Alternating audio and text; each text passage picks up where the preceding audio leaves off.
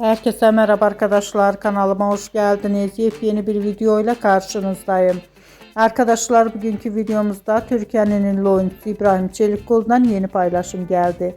İbrahim Çelikkolu eski eşi Mihri Mutlu ve oğlu Ali'nin yeni görüntülerini sosyal medya hesabından paylaştı.